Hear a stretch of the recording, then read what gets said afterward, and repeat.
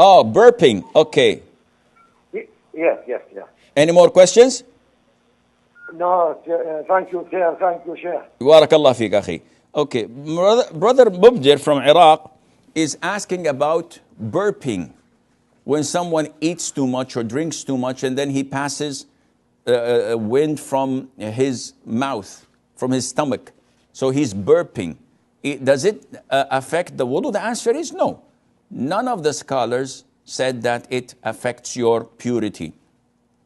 And there is a hadith which was authenticated by Ibn Hajar in Fath al-Bari, may Allah have mercy on him, where a man burped in the presence of the Prophet ﷺ, and the Prophet told him to withhold his burping because the longest people to starve on the day of judgment are the longest to have full bellies on this earth, those who are most of the time full.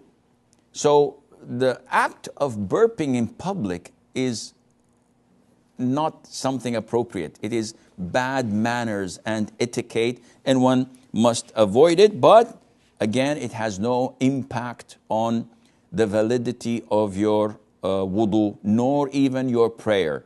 Sarah from Nigeria.